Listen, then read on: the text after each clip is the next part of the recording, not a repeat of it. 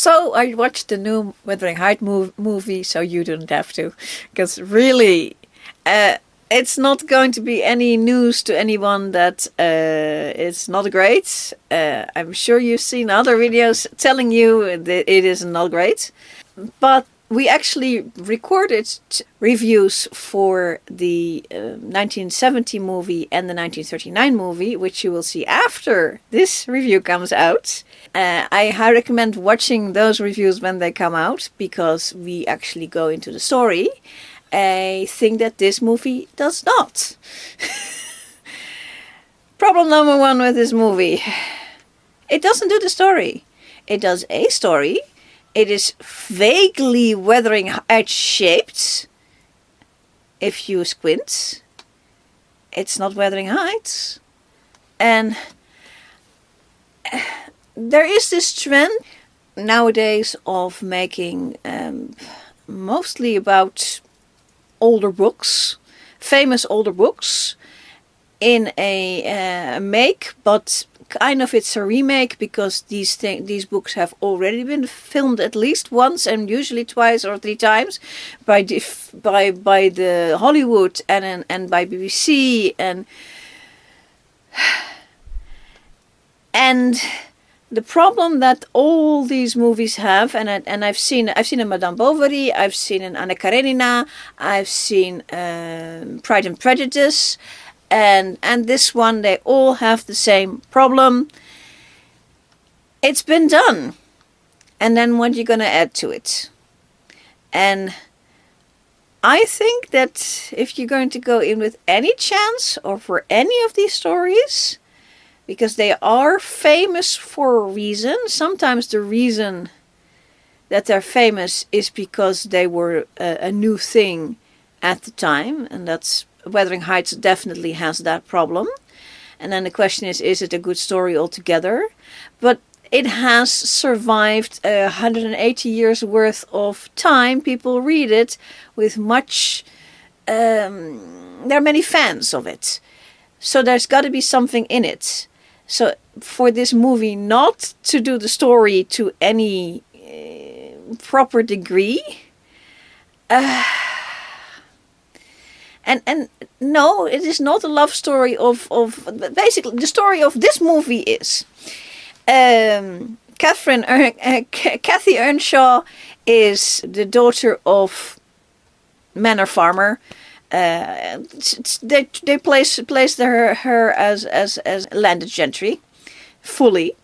The book does not. The book goes sort of a little bit unclear. And for reasons that are not stated, a child is added to the household that becomes her pet, kind of, or her pet project anyway. She has no brother. Brothers goes away. Hindley is gone. Bye bye.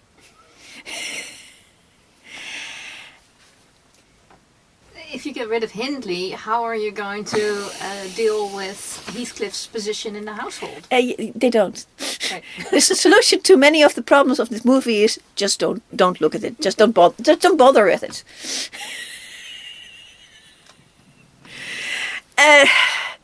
The story is that she gets a connection with this kid, and over time when they grow up, she kind of realizes, he's the help, obviously. And she likes the help, but she can't marry the help.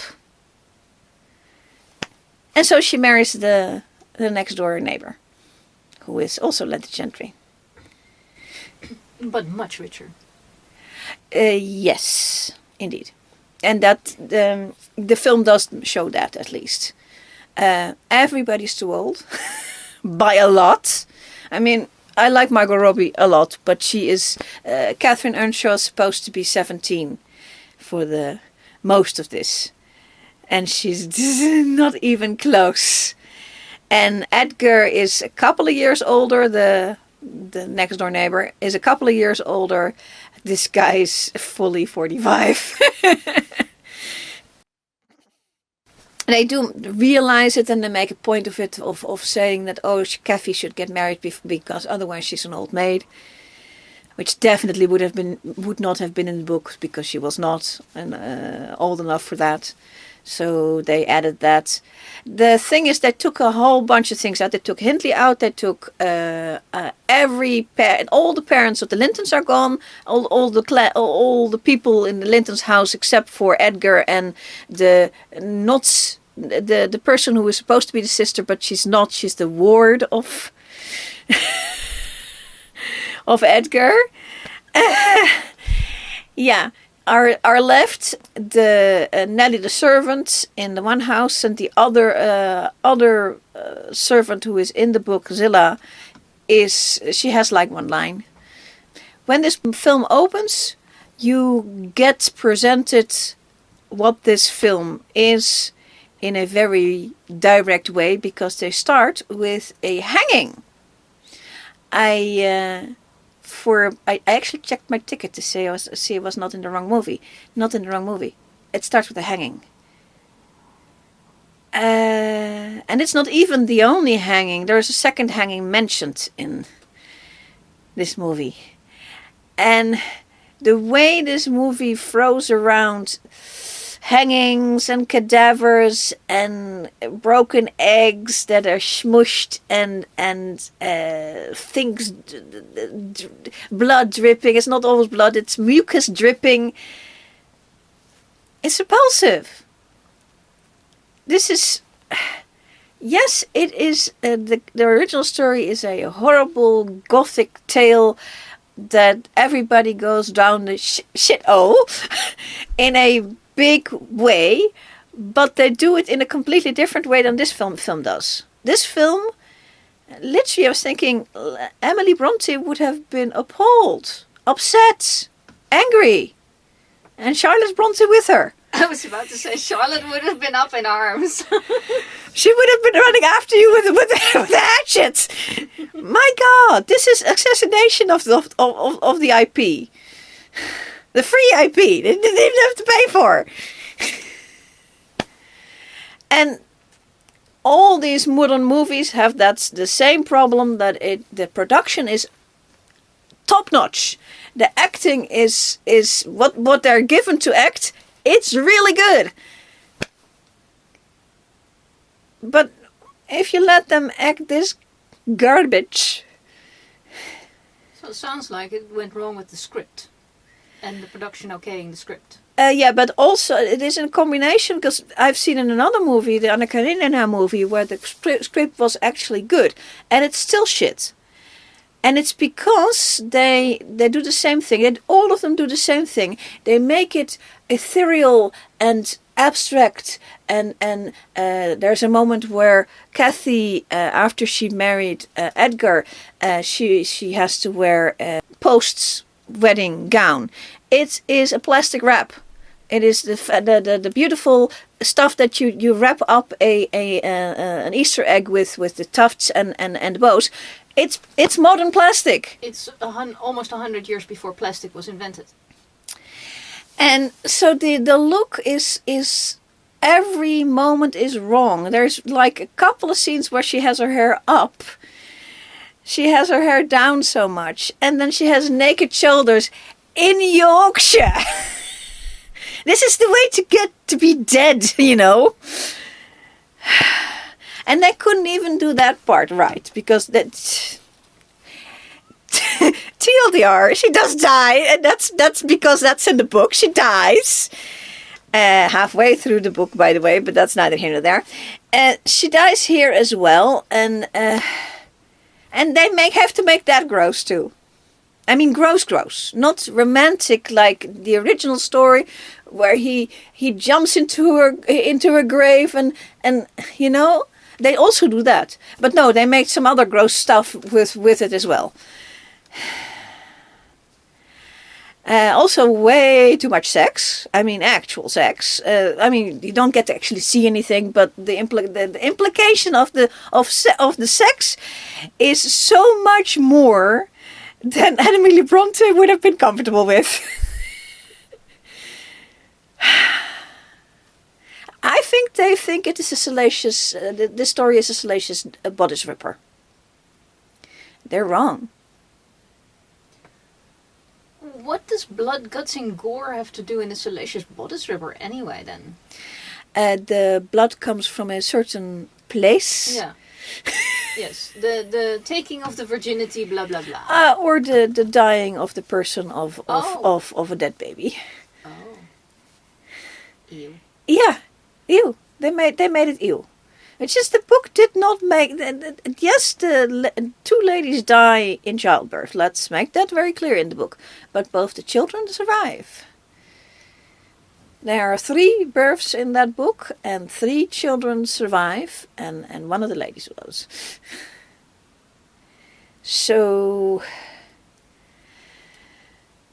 it's a dangerous time. It's a dangerous place, and that's what the book is making that statement. And there's a lot of statements in the book that you could make in this movie, and in a modern. And I was looking at going, oh, you have Margot Robbie, because I saw some pictures beforehand. You have Margot Robbie, who is very blonde, and she's like actually blonde. She's not. That's not made up blonde, but she is actually that blonde. And the premise of the book is that this boy Heathcliff comes in, and he looks very different. And it doesn't really matter how he looks different. And the book, it's too long ago. But you can do a modern take on that. Why not get a black kid? What the fuck? What the F? This is your moment to get a black kid in, or an Asian kid. And they actually had different colored people in this, because Nellie is actually played by, I'm mispronouncing it, Hong Chao. So it's either Korean, no, it's Chinese. Koreans have triple. So there's absolutely no reason why he couldn't be black or Indian. Interesting enough, the Edgar, the actor who plays Edgar, looks like to be something Middle Eastern extraction, and he looks it. So, because that is the central story, there's a couple of central stories of the book, very clear central stories. You have the Heathcliff, who is he, why is he here, how does he fit in? Why does everybody hate him instantly? That's one. The other one is Kathy, who's all over the place. And with modern eyes, it's very easy to see that she is undiagnosed and untreated bipolar. This gal is bipolar. She's also very young. She's 17. For most of her decisions of her life happen when she's 17. She's very young, and she's all over the place. And she has no education. So there's a whole bunch of things you could do here, and they did none of them. They did do the bad father. The father is shit. But they did a different bad father than the one. They did something gross again. The father indicates, luckily only with Heathcliff as an adult and not as the boy, that he made grabby hands at Heathcliff in a icky way. Yeah, no. And like I said, Emily Brontë would have been appalled. She would have been hatchet time.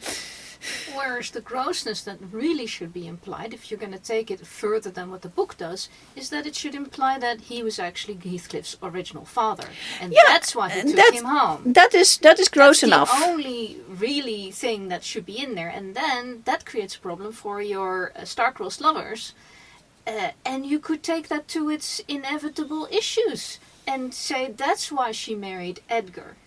So why not go in that direction if you want to make things modern and so there are so many options to do the story and actually do the story, and you have to have in Hindley. Hindley is very important. The actual son of this father who has an inheritance, and then Heathcliff comes in, and he and what is the status of this Heathcliff, and how is he going to fit into the inheritance?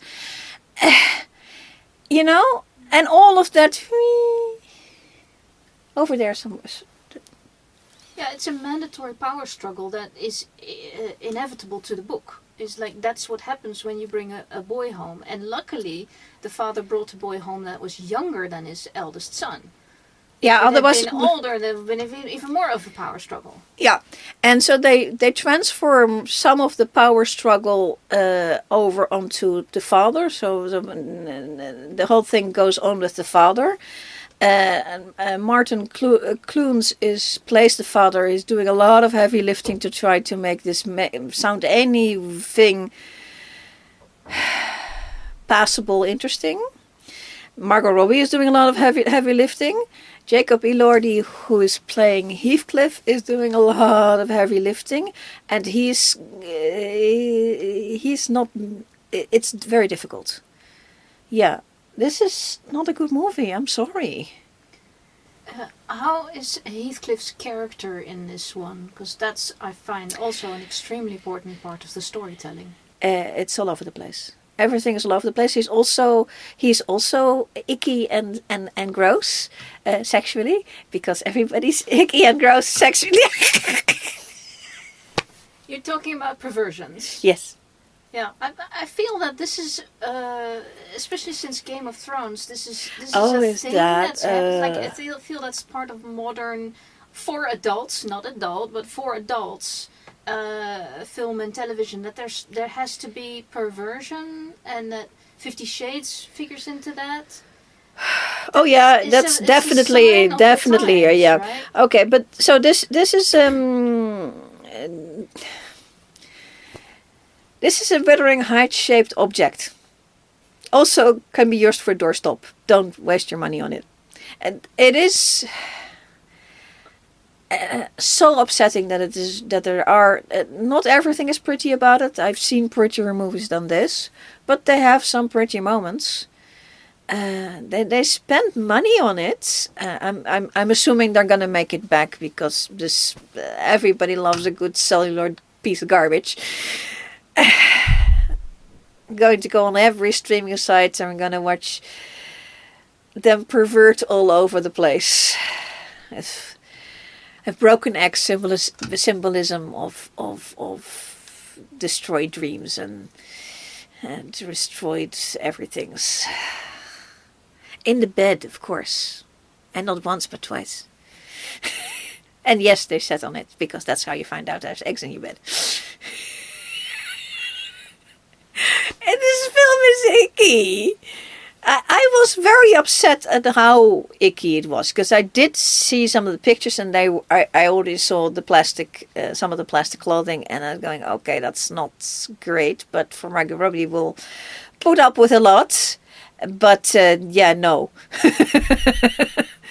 Not recommend. And it's not on Margot, it's not on any of the actors. It really isn't. They did their level best. And that's my opinion. And I'm going to have some tea.